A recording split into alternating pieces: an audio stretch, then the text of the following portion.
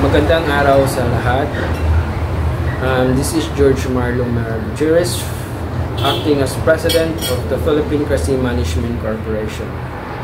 In this video, I'm going to clarify o lilinawin ko lang sa mga hindi pa masyadong nakakaintindi sa aming inuumpisahan na Capital City and Expansion Project. So first, let me introduce muna na we are the Philippine Crescent Management Corporation, or our firm is a management and consultancy firm registered in Security and Exchange Commission or SEC and permitted to operate by the LGU of Aloran. So we are a domestic firm. So we are not only in service in our place, but nationwide. So mayroon po kaming karapatan na magsiservisyo kasi registered domestic firm po kami. So dito lilinawin ko lang kung baka kasi may mga tanong kayo, naguguluhan kayo tungkol sa inuumpisahan ng firm namin na Capital City and Expansion Project. So first question, na baka kasi question nyo din ito o gusto ninyong malaman kung anong ang mga sagot nito. So subukan natin, intindihin natin na tatalakayin dito. So ang first question is, what is a Capital City and Expansion Project? So the Capital City and Expansion Project ay isa yang consulting project model and intellectual property of George Marlo or mine, and under carried to assist by the Philippine Crescent Management Corporation as a consulting project model. So isa yang proyekto na may dalawang purpose. First is to convert the acting capital municipalities in the Philippines to capital city. So kasi may mga probinsya pa tayo ngayon, may probinsya pa ang Pilipinas natin ngayon na wala pa sila talagang capital city. So whole municipality pa sila, and meron lang silang capital municipality. So yun po ang purpose, to convert if they are eligible. And then the second purpose nito is yung expansion niya, is yung to convert the non municipality, capital municipality into city. So consult to convert, not clarify ko lang, hindi po kami authority to convert, but to consult to convert. Kasi ang authority nga mag-convert is ang gobyerno man. So ang trabaho lang namin, servisyo lang namin is mag-consulta to convert. Kung hindi pa sila naka-iisip, nakapag-initiate, then pwede namin yan, trabaho namin to convert. So yun po ang Capital City and Expansion Project. From the title, to make the acting municipality, capital municipality into capital city, and then to expand into non-capital municipality, to convert, to consult, to convert into cities. That's why the Capital City and Expansion Project entitled. So yun po. So the next question is, what is the history of the Capital City and Expansion Project? So ang Capital City and Expansion Project, nagsisimula po yan last 2022 pa.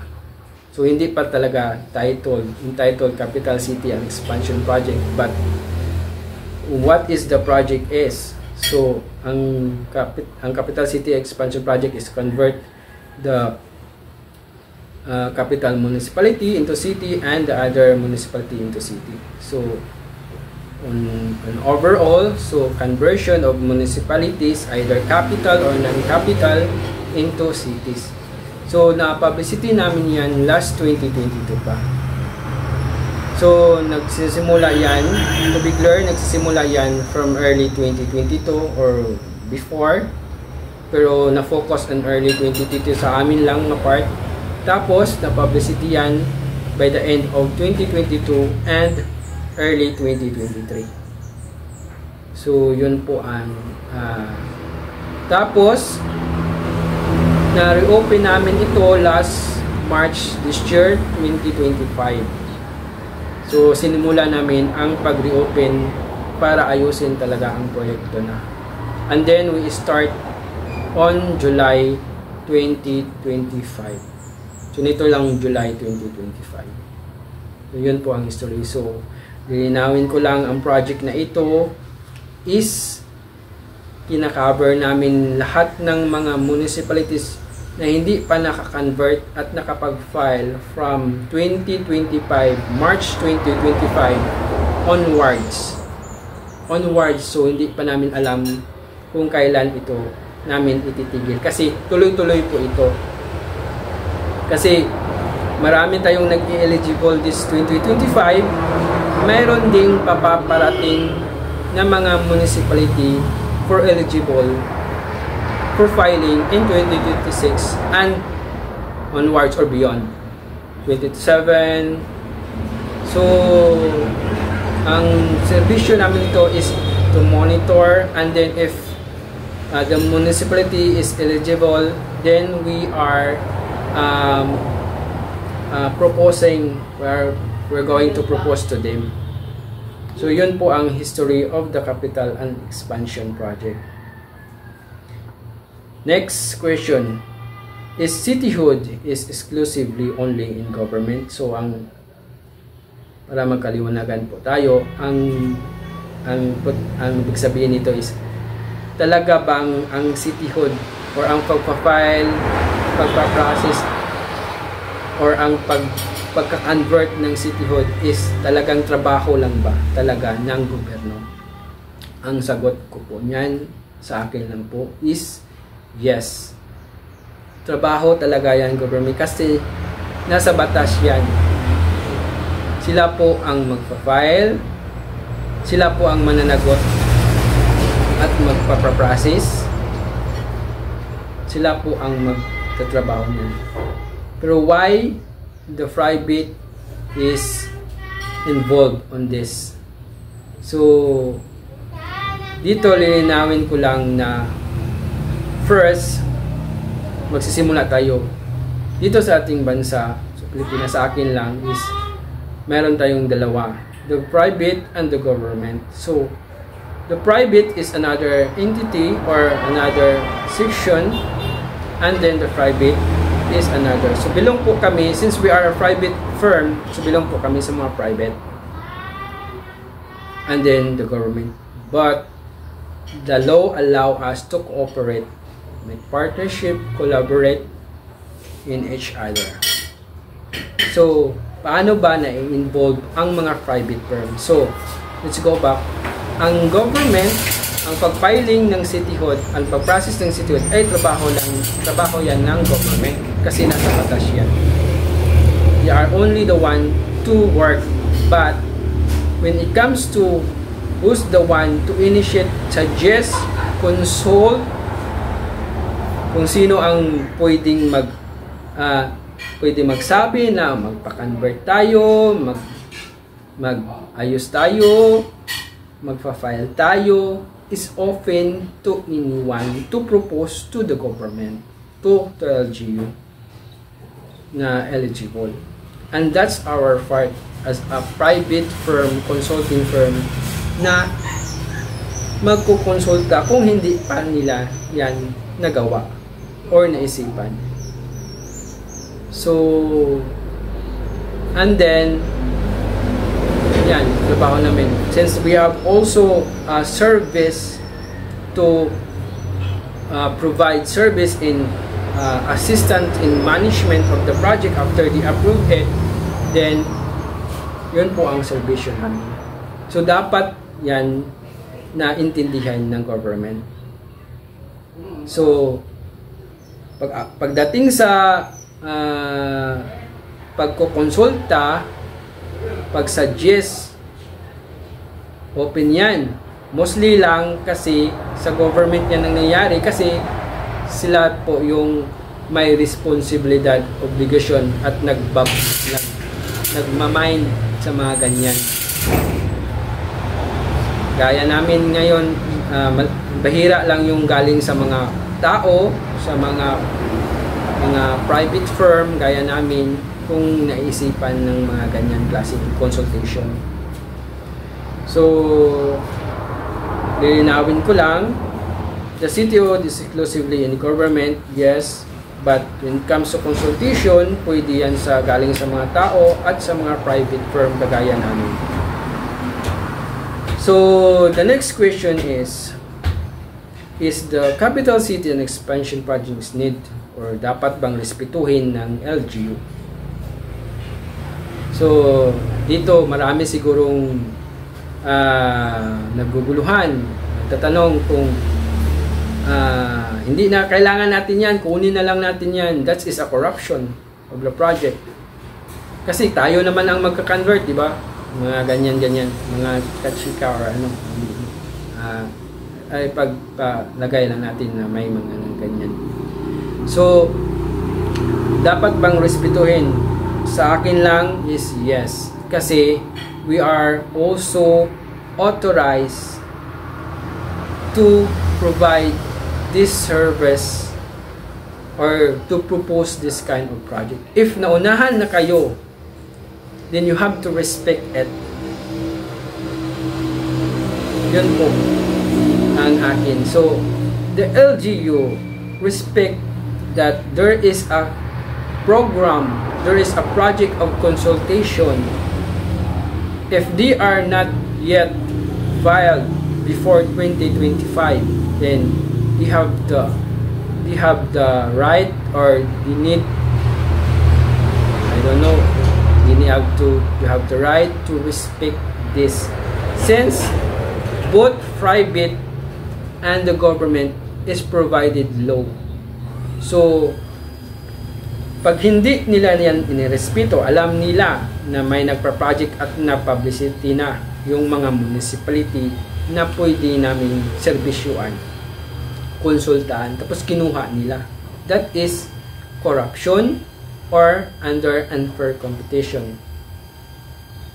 Kasi, meron na kasing nagpa-project niyan. So, ang gawin lang nila, suggestion ko lang, hindi naman ako politiko, hindi naman ako abogado, suggestion ko lang, it's better to avoid any problems in the future, i-allowed lang nila na magkonsulta kami o ang Philippine Crossing Management to their municipality. Kasi consultation lang naman, hanggang consultation lang naman yan. Hindi naman kami nagpa-file, hindi naman kami ang magtatrabaho. Magtatrabaho kami kasi mayroon kaming agreement, kasi kasama dito ang proposal na we are going to serve. Pero ang mananagot yan is an overall na nag-handle yan is ang government na. So, ang trabaho namin dito is consultation.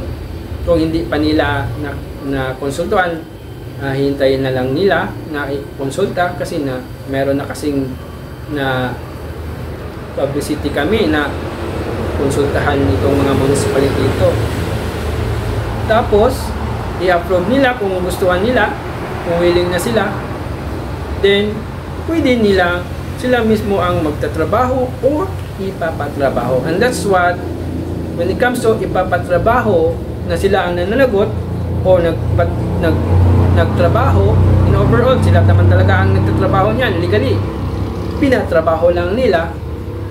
So, that's our agreement enter on the collaboration. So, they have to respect it. Kasi pag hindi nila respetuhin, alam nila na may project, alam nila na part ng ilang municipality, di ba? Pag kukunin nila iyan, that is corruption. Kinuha nila yung project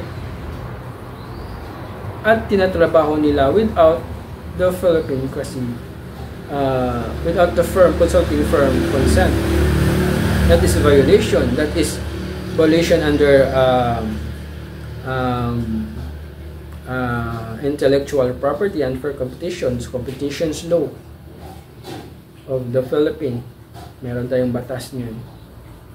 At saka, yung project na unahan is an intellectual property of the Philippine kasi of under sa Philippine Cressy Management Corporation or sa person na na-assist nila. So, yun po. Sa akin lang po is dapat nating respetuhin para maiwasan yung mga future problems. So, yun po ang relationship ng government. Kasi yung government, may local government code sila, nag-allow, nag-authorize na sila po ang magtatrabaho. But hindi dito sinasabi na they are the one only na mag-decide. Since we under the Constitution, our Constitution, all the government is from the people. Galing yan sa mga individual, galing yan sa private. So, when it comes to consultation, suggestions, open yan. So, they have to respect it. Kung mismong mga official lang nakakaisip, then pwede. Pero galing sa firm, pwede din.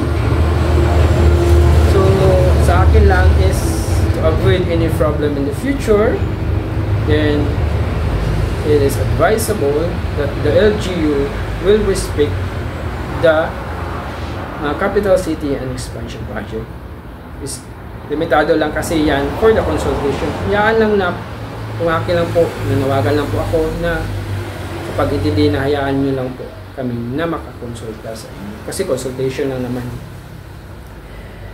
So,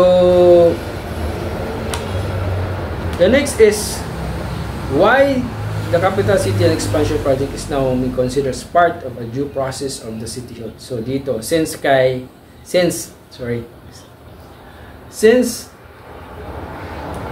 respetuin man natin itong project na ito, consultation project, kasi programa kasi ito, para kasi itong programa, project, which is tuloy-tuloy na ito, from 2025 to 20 onwards. Hindi ko alam kung kailan ito titigil, kasi maraming pwedeng ma-eligible coming into eligibility at makapag-file ng sitod at pwede namin makonsulta. So parang trabaho na namin itong magbantay na din sa mga coming nga eligible municipality for cityhood. So magiging na itong part of due process for conversion ang consultation namin if it will be respected. Hindi ito legally part of local government code na ang government ang wala, kasi na-mention dito doon ang consultation. It is considered as understandable or na siguro na assuming that the local government code is assuming na it already suggested, advised, consulted, or decide by individual or politician or administration na mag-file or citihood. And then,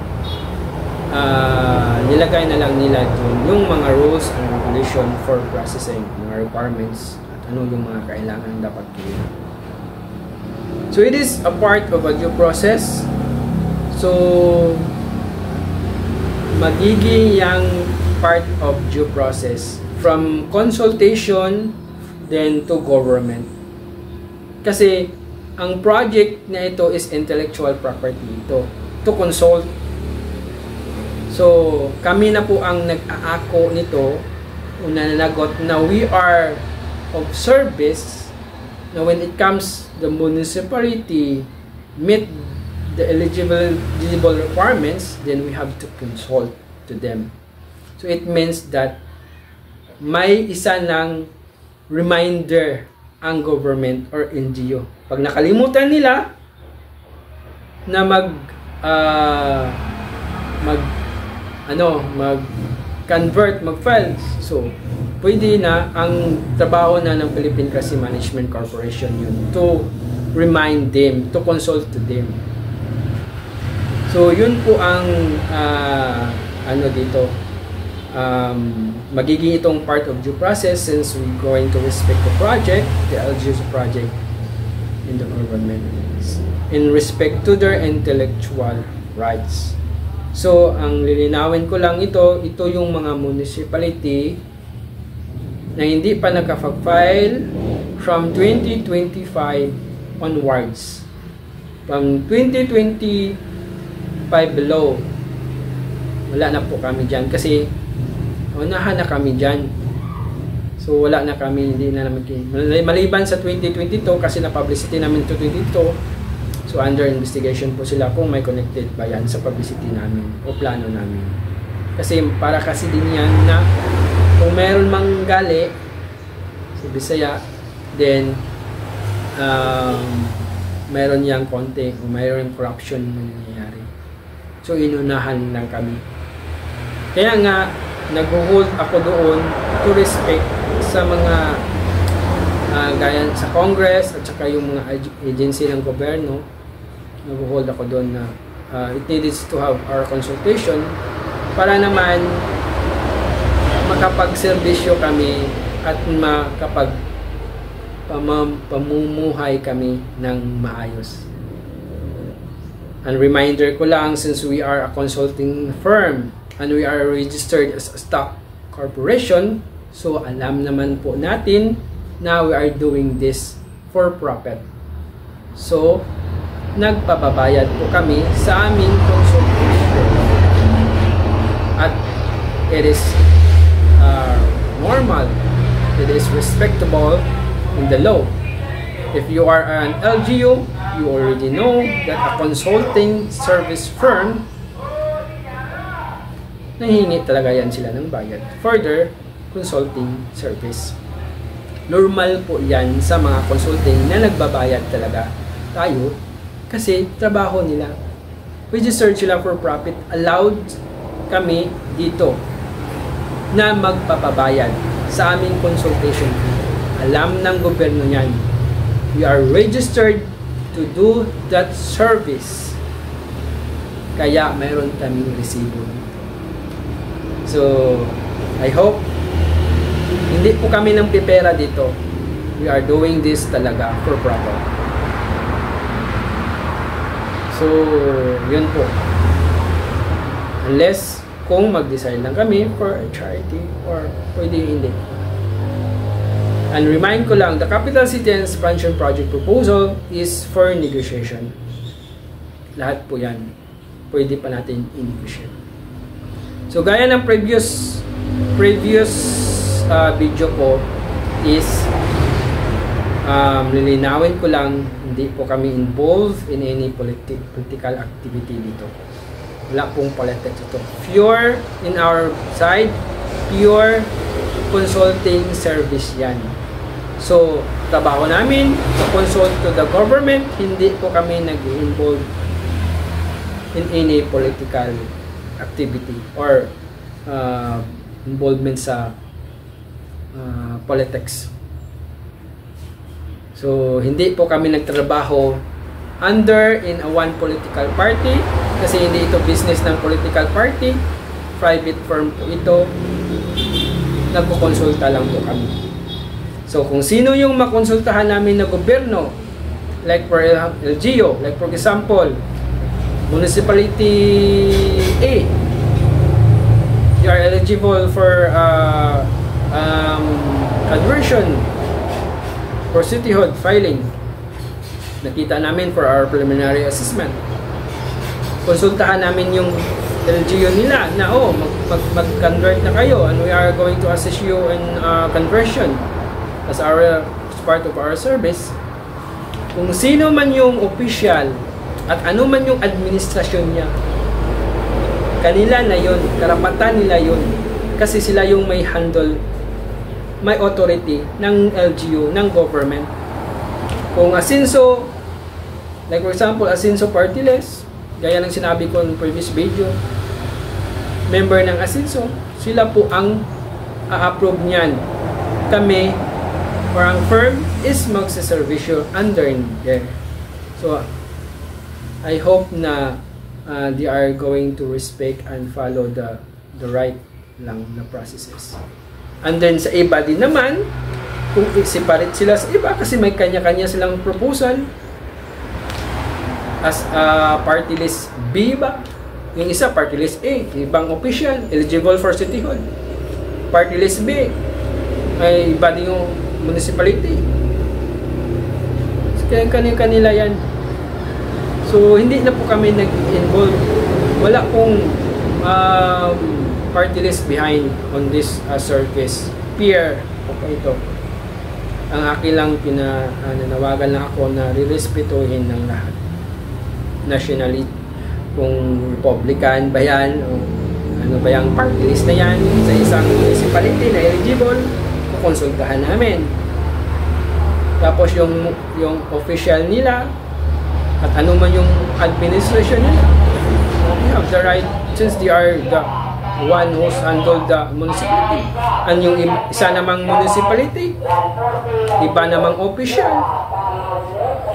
iba din namang administration, so sa kanila din yun. Para hindi na magkagulo. So I hope we have respected each other and have cooperation. So yun lang po. And then kasi po nanawagan lang po ako sa gaya ng sa aking previous video na we are consulting, also doing it online for faster and easier and more less in expenses. So nagka-confirm ako kung yung mga publicity email address ng ating gobyerno ay talagang ginagamit pa ba nila, active pa. So before ko nagsisend ng mga proposal, or before kami nagsisend ng proposal, so we are inquiring muna if this is ang email address, kung may sasagot at nag-confirm sila na yes, then saka kami magsisend ng proposal. That's why I'm encouraging, I'm asking to response, kasi pag hindi kasi nagre-response, ibig sabihin para sa amin is ang email address ay hindi minimum monitor, hindi na ginagamit kasi yung iba nagfo-fall in box na, so, talagang baka hindi na talaga nila open. So sayang naman yung sinasubmit natin ng proposal online kung hindi lang na nalalaman. It's better to confirm first. Kaya pag tinatatawagan din namin yun sila at hiningi namin yung email address. Kasi when it comes to mailing the proposal, nagme-mail lang naman kami, pero we are just a small micro consulting firm. Hindi kami mayaman pa dito, wala pa kami, kaya yung budget for the financing of the project is limitado lang. So dumidepende lang kami sa kaya namin na ma-provide na budget. So it's better to go in, pareho lang naman kasi talaga yan sa online. So I hope you all cooperate on us. So linawin ko lang, we are just ang limitado lang kami, hanggang consultation lang kami and magsiservisyo lang. So yun lang po ang aking linawin on this video. So kung meron pa kayong mga karagdagan gustong malaman, maintindihan, so pwede nyo akong emailan. Open naman yung email address or kontakin para malinaw natin kung anong mga problema o ano ang mga saan tayo naguguluhan nito proyekto na ito. So I hope we understand each other for now on this one. And then, sana matuloy-tuloy na po. At